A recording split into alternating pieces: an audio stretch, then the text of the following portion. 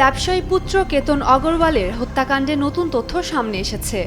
কেতনকে হত্যার আগেই গোপনে বিয়ে করেছিলেন অভিযুক্ত সিয়া ও তার প্রেমিক চেতন। নিউজ 18 মারাঠির এক প্রতিবেদনে তদন্ত সংশ্লিষ্ট সূত্রের বরাত দিয়ে তথ্য জানানো হয়েছে। প্রতিবেদন অনুযায়ী তদন্তকারীরা সিয়া ও চেতনের ডিজিটাল কার্যক্রম খতিয়ে দেখছেন। তারা কোথায় ছিলেন, কখন ছিলেন এবং ইন্টারনেটে কি অনুসন্ধান করেছেন এসব তথ্য বিশ্লেষণের পাশাপাশি তাদের হোয়াটসঅ্যাপ কথোপকথনও পরীক্ষা করা হচ্ছে।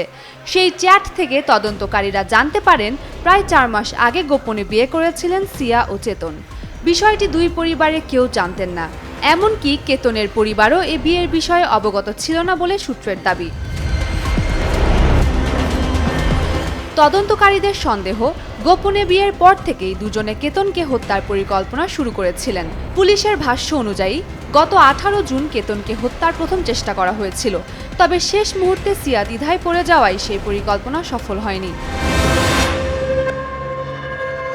তদন্তে আরও জানা গেছে, প্রথম চেষ্টা ব্যর্থ হওয়ার পর সিয়া চেতনকে একটি বার্তা পাঠান। সেখানে তিনি লিখেছিলেন, আমি একা এই কাজ করতে সাহস পাচ্ছি না, তুমিও এসো, দুজনে মিলে এই কাজ শেষ করব। এরপর গত 18 জুন সিয়া ও চেতন মিলে কেতনকে লোহাগড় দুর্গ থেকে ধাক্কা দিয়ে গভীর খাদে ফেলে দেন বলে অভিযোগ। এই ঘটনায় তদন্ত অব্যাহত রয়েছে, তবে মামলার চূড়ান্ত তদন্ত ও আদালতের রায়ের আগে অভিযুক্তদের বিরুদ্ধে আনা অভিযোগ এখনো প্রমাণিত হয়নি। উমের রুম্মান, ক্রান্তি, ডেইলি সান।